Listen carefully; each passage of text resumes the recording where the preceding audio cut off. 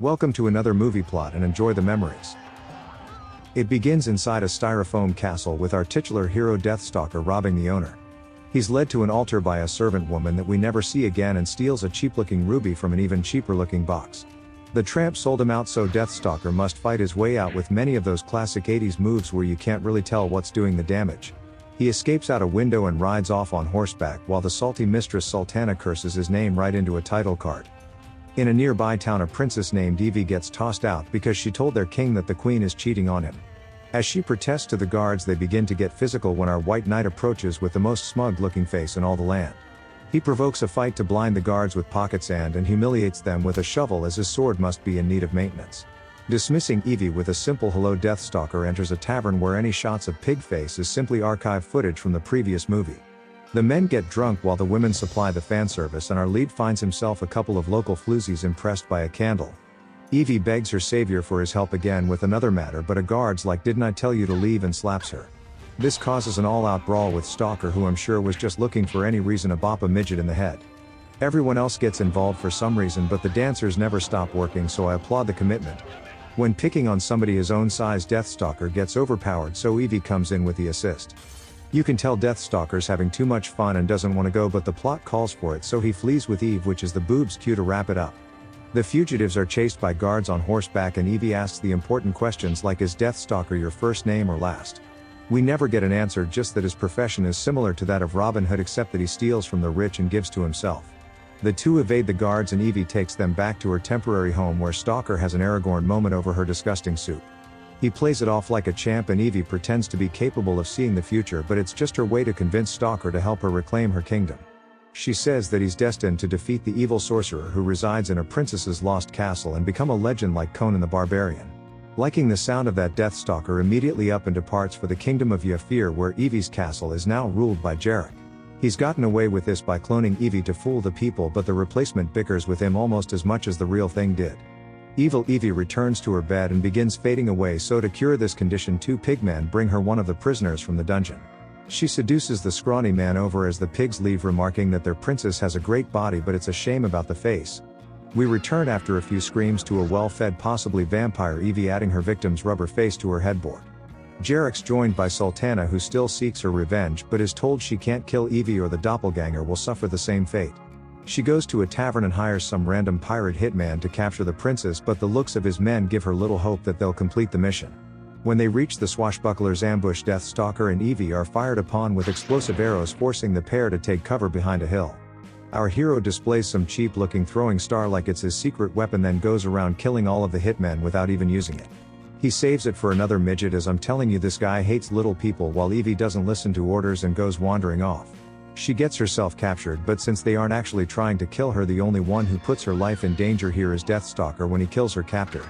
Evie knows it too and screams at him for the rest of the journey about throwing his knife mere inches away from her head. Meanwhile, the Cyclops meets with Sultana by a pool of dry ice that Jarek uses as a portal to learn of the assassin's failure.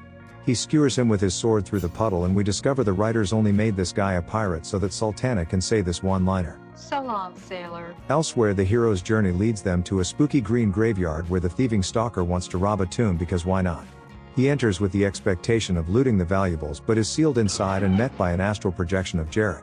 The sorcerer knows how low this grave robber will sink and has somehow built this elaborate spiked wall trap inside the tomb.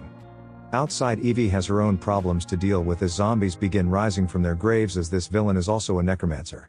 Fortunately, the wall moves almost as slow as an actual ladder, so Stalker's able to just climb out of a conveniently located hole in the roof. He drops down to save Evie by scaring the zombies away with the exact same flame that they weren't afraid of when she was the one wielding it. They continue traveling north while Evie keeps up the ruse of being a seer who's following directions from her crystal.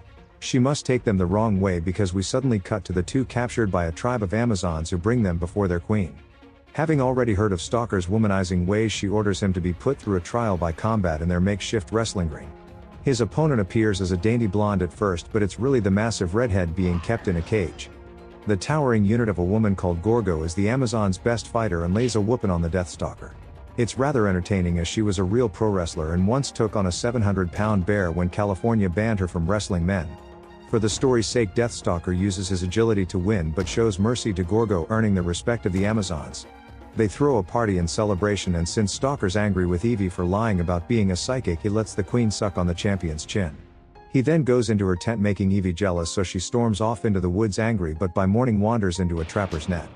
Inside the love hut, you just know that the moment Queenie begins to talk about getting married, somebody called Deathstalker's gonna dip. He catches up to Evie, who is given over to Sultana and tied up above a cauldron where the evil woman threatens to boil her up to the waist. Despite probably needing the sterilizing, Deathstalker arrives to save the day and cuts down the foot soldiers with the shoddiest looking sword in cinema. Sultana sets fire to the rope, putting a time restraint on the rescue, and delays Stalker with a sword fight, but she's obviously no match for a titular character. He runs her through, and in a slow motion scene that's almost as long as the entire fight, Deathstalker leaps over the cauldron, saving the girl before she gets boiled like a potato. Somehow the enemy keeps making it back before our protagonists and deliver Sultana's corpse to Jarek so that he can do his thing with it. After that, the Necromancer uses his magic and a strobe light to resurrect her, while the clone gives the crazy eyes from the corner. When our heroes finally arrive at the castle, the deposed princess leads them through a secret entrance, assuming that the underground tunnels are safe. They aren't, and Deathstalker's immediately captured, but only kept alive by Jarek because Sultana wants to torture him. Evie manages to escape but doesn't get far before being knocked off her horse by a group of soldiers with no intention of bringing her to their boss. They try to check her heartbeat instead, when suddenly Amazons show up and kill the soldiers as the queens come to retrieve her groom. He's strapped to the Stalkslasher 3000 and left by Sultana to die from the groin first, like she's some kind of medieval Bond villain. Just before the Deathstalk gets removed, he's rescued by the arrival of the pigmen who've been ordered to bring him to the princess. She's grown hungry again and needs to feed, giving our hero this perfect moment to escape as we learn what he's truly made of. He outright tells her that there's a princess imposter running around somewhere and is easily seduced by the clone into bed. The scene goes for much longer than necessary, but before she can chow down on the stalk, evil Evie is bludgeoned unconscious by the real thing. She's come to rescue him even if he didn't think he needed it, but they get recaptured by Jarek, who's brought along his entire army. Luckily, because Evie's also brought along the entire Amazonian force, who storm the castle in well-choreographed fight scenes hidden amongst the rest. The one that doesn't do anything is Evie, who defeats these trained soldiers just by accident, like this is Benny Hill. Sultana doesn't engage in any of the fighting and just up and leaves like she wasn't even supposed to be working today. The imposter wakes up from her nap having another temper tantrum, so Jarek sends her to her room while wisely going the other direction. Naturally, Deathstalker enters and goes searching for the sorcerer, while Evie takes a knife to go shank her doppelganger like we're suddenly in prison. There's no fighting, as that would be too difficult to film, and Evie just throws a knife into her clone's stomach with skills that contradict her earlier abilities. Meanwhile, Stalker finds Jarek praying to the dinner table, but they have no history between them, so there's no good dialogue shared. They just get on with the duel, and Jarek's either the most overconfident villain in all of cinema or just completely forgets that he's a sorcerer who can use magic.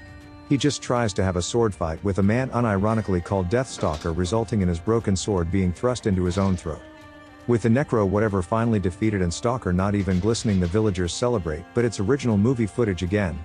This time they don't even bother cut out the original actor, while the lighter paycheck is inside with the queen and lovely Gorgo. They celebrate Evie being acknowledged as the real princess, who rewards our hero with what she calls the greatest treasure in the kingdom. She means her beautiful self, of course, and the two kiss as the credits roll with outtakes reminding you not to take any of this too seriously. And the movie ends. Here's what you gotta do.